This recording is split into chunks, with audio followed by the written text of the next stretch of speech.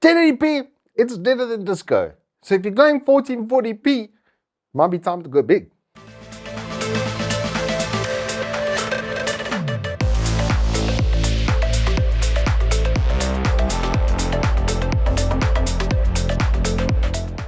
Good afternoon, welcome to Turbo Tortoise Tech. If you're new here, I'm Reese, the 4-piece variety or Wooks Triple XL. And I've got the latest C322CQP. There we go. I got it right, actually. I can't believe it. There we go. Yeah, very, very oddly named, but let me tell you something. When you learn the internal naming conventions of a lot of brands, and you're like, oh, okay, that makes sense. Easy ways to delimit their product. But for us as the consumers, we're just going to look at the spec, aren't we? And in that instance, this is a 1440p 170Hz VA panel with a 250 nits brightness. Not the strongest backlight in the history of man, but it's got a 1000 curve and a very, very nice periscope neck. And it is quite stunningly built. It is a very pretty monitor with an even better front side to look at. So let's go through what's in the box.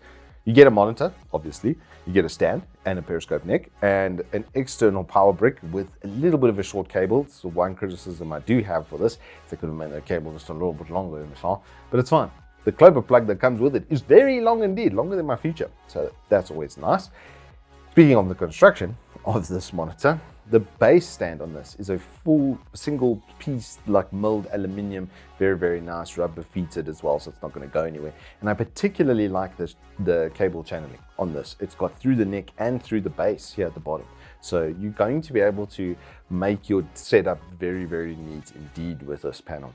The periscope neck, as I said as well, is on periscope neck, and it's got an incredibly good amount of travel. It can be right on the bottom or Shaquille O'Neal tall. So you'll be able to service whatever length. You could be an Emma Dilemma tree, and then this would still be absolutely perfect for you. If it's still too short for you, however, to look at it dead on, you do then have some tilt. There's no swivel, however, which is a little bit weird for me, because that means that you're going to have to turn the entire base. It's about the only thing physically from the stand and the setup that I would say is missing. Just a little bit of tilt. It doesn't have to be far. I would say 5 degrees each way is going to service what we generally need as gamers, but you're not going to be sitting on top of this. So the esports intimacy position requirements are significantly reduced.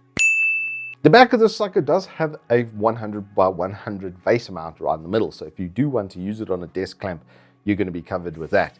On the bottom right, you'll see a little Kensington lock with some of that very nice mirror finish and stuff that's on there that I'm not looking forward to fingerprints and scratching on as much. I can tell you that much. And then on the bottom left, you've got a single button and then the joystick, which is to turn on and off the monitor and access the OSD. It's been given the same treatment as most of the MSI monitors. The 4K 32 that I tested before, or the 4K 27, at least 144 that I tested before, had the exact same OSD. And it's a very, very nice, generally good OSD with all the kinds of functionalities you would want.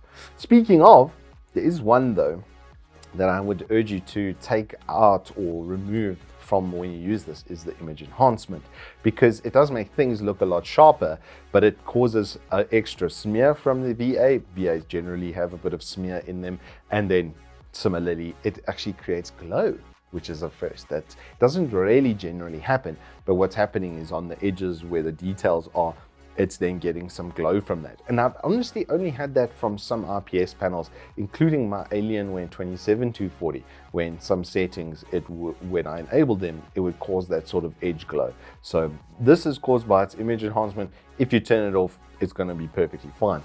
The best setup for this is to have it in the fastest mode for the response time, so that you get that 1 millisecond response time, and you're still going to see a touch of smear even then. But it's going to be tear-free because this does have a FreeSync controller built into it.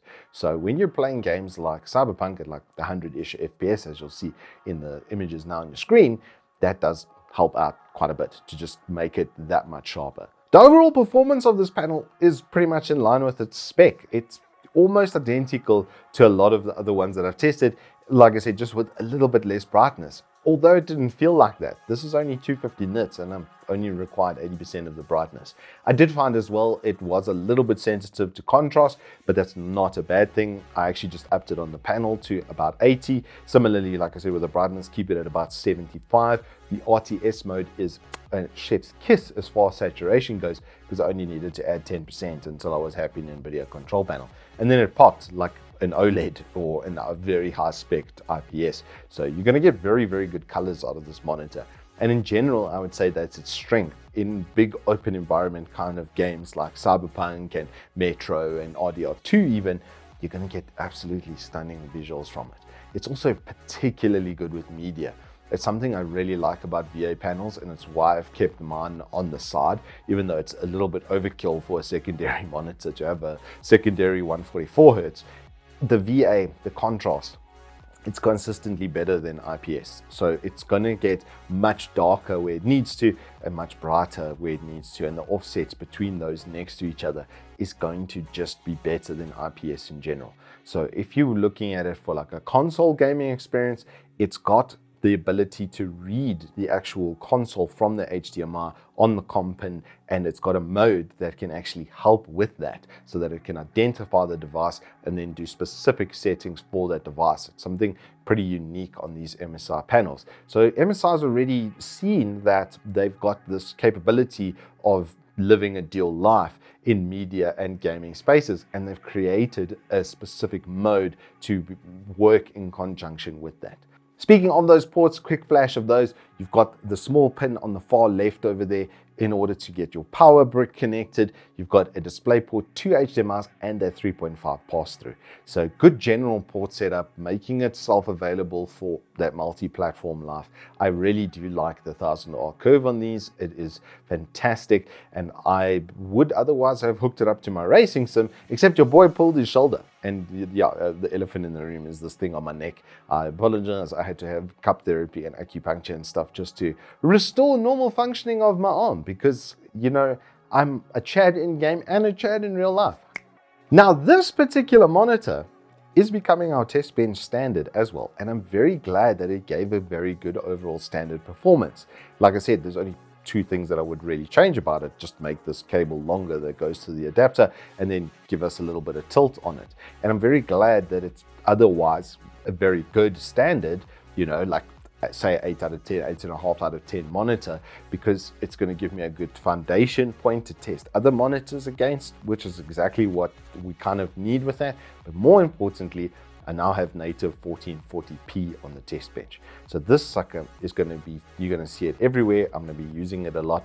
And let's just say for, you know, some of those newer open environment games, kind of like a Starfield-ish experience, is probably going to be a bit nice on here than on a 1080p 27, because it's going to have a higher pixel density, and then I've got, you know, pretty decent GPUs to drive it, as you can see, from like nearly 120 FPS in RDR2 maxed out. It's always nice to have the best toys to be able to play with, but more importantly, it's for better information delivery.